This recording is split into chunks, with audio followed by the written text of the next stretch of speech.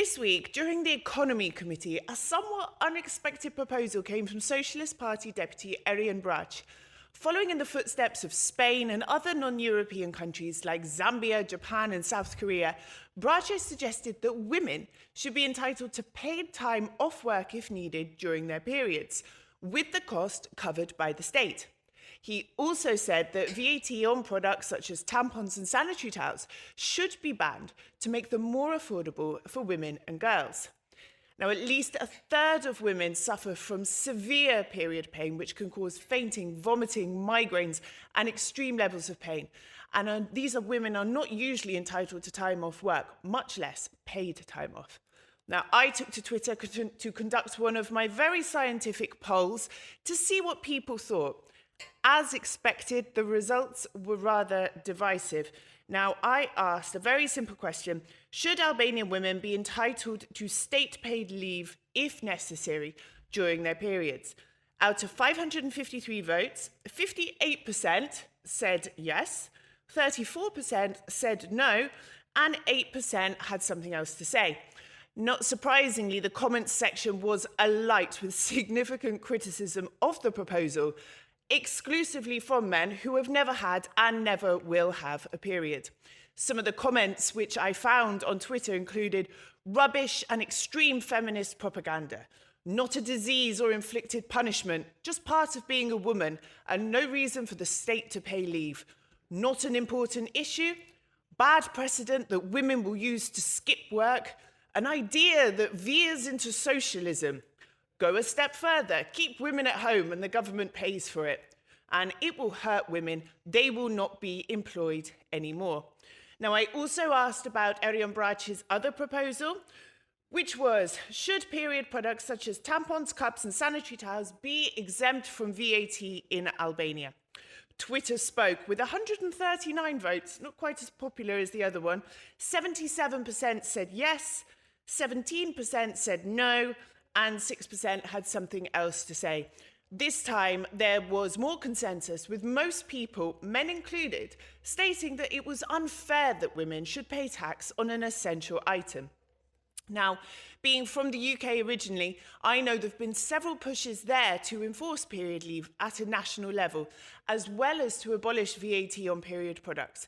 But, like in many other places in Europe, in the absence of national laws, some businesses have taken matters into their own hands. Bex Baxter is the director of Coexist in Bristol, which is a 2-minute walk from where I used to live. Now, under her watch, Coexist has created its own period policy to give women time off work without any stigma or shame. Bex, welcome to Inside Albania. Thank you for joining me today, all the way from Bristol. Hello, very nice to be here. Now, I asked a lot of my Twitter followers what they thought about the government's sort of idea to introduce period leave paid for by the state here. As you can imagine, there was a lot of nonsense that came out of that. I don't know if I'm supposed to say that, but there really was.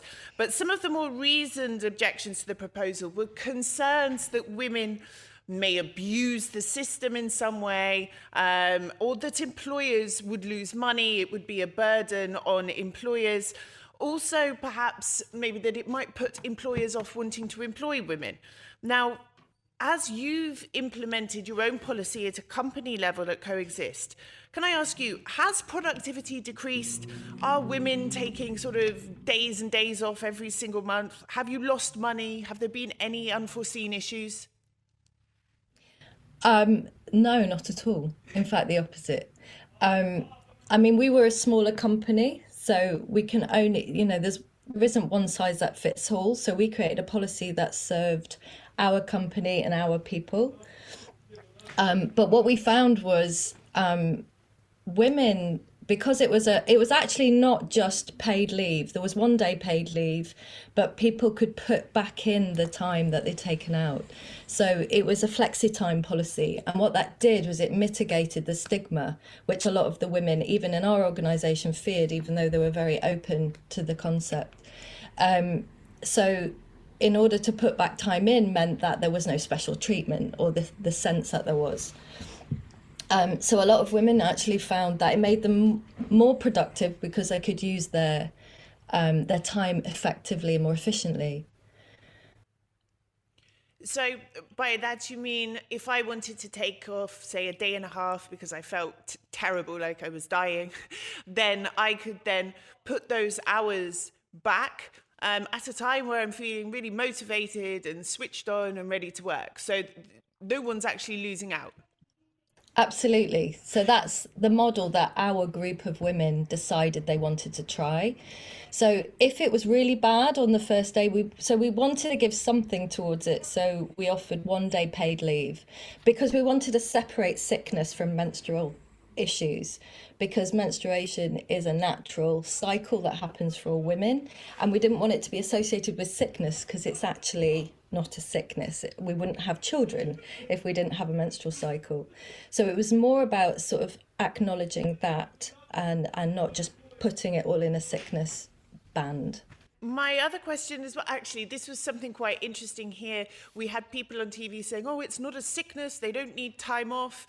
They've just got to sort of get on with it. And it's interesting that you say, you know, it's not a sickness. It needs to be made different from that. Can you explain a bit more about this approach to it to maybe help our viewers understand that while it's not a sickness or a disease, it is something that still needs time off sometimes? Absolutely. So we're human beings with human bodies with natural cycles, and acknowledging that. So one of the things I'm really interested in is helping organizations become more human in our response to all of our needs. So in my TED talk, I say that it's a power, not a problem.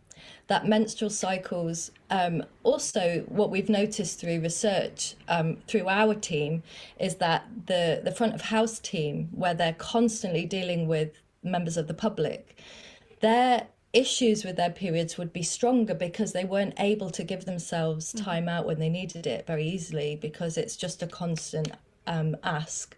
And they have shifts. So rather than being able upstairs in the offices to take time out and go to a quieter room, which we'd offer to people, they'd have to just keep going. So we noticed that actually giving women time out when they are menstruating allows women for the rest of the cycle to come into their full power. So we're meant to rest when we're menstruating. It's an inward time in the cycle. And then if you do that properly, the spring time of your cycle is energized, it's empowered, and all the way through. So we can actually start to heal the imbalances in our cycles if we actually acknowledge it. But a taboo means you don't understand something. A taboo means we've rejected something. We don't want to look at it. We don't want to understand it. We don't want to research it, give it time. And not knowing what to do with something, then, and if it's not given what it needs, it sort of exacerbates the symptoms. If that makes sense. It does. It does. Now, I know you have designed this policy for a small company, but yes. I want to ask you, in your experience, let's say the British government were looking at sort of introducing this on a national level. What would a good policy look like? I mean, for example, should it be like you suggested, you know, where women can have flexi time? Should it be state paid? Should it be split with the employer and the state?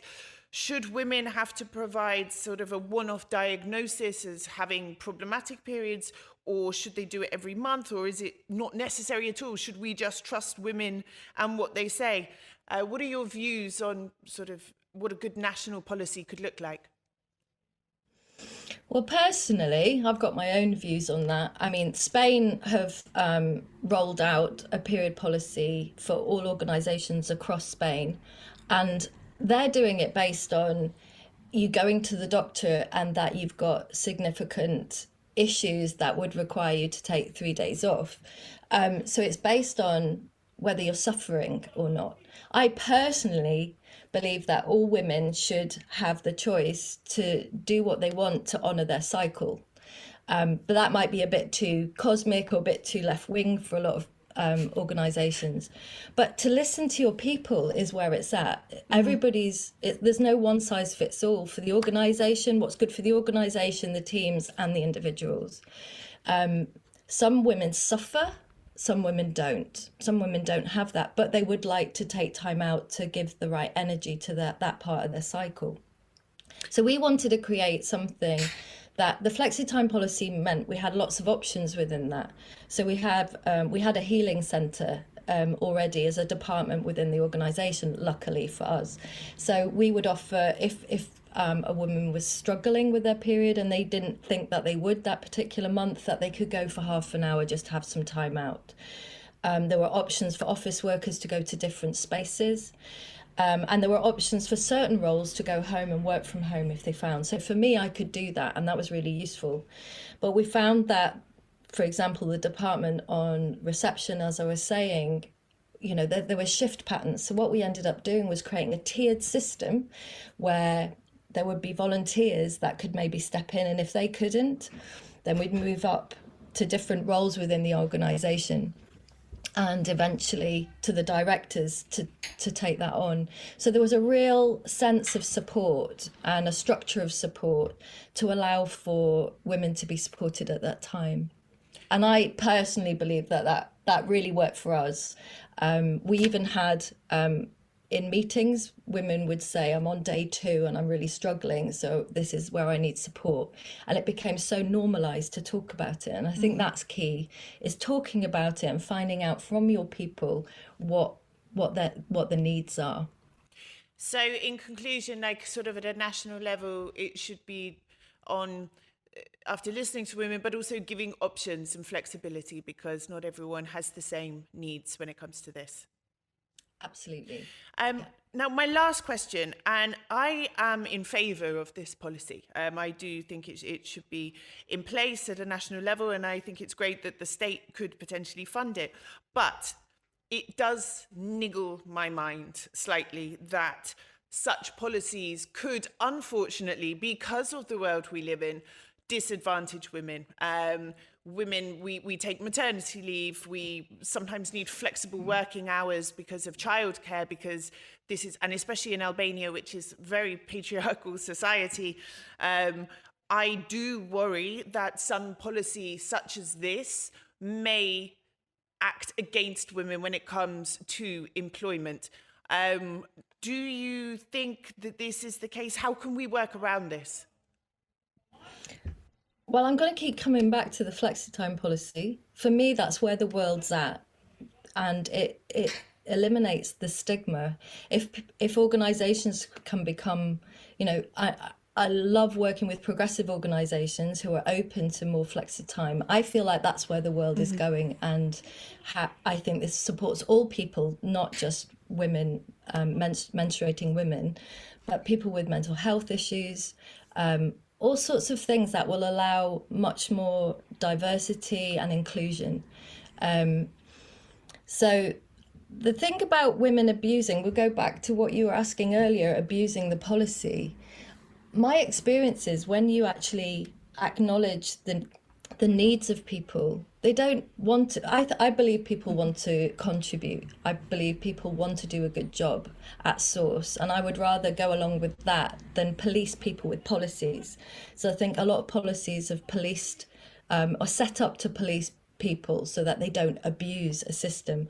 And I think, personally, I think it's about support. How can we support the organisation and support the individuals and the teams to work at their best? And I think if you respond to need in a balanced way, it really works out. And so that's my personal view. Yeah, no, I agree. I think if you support people, if you respect people, if you meet their needs, they're less likely to take advantage because they feel included and they're happy to go to work.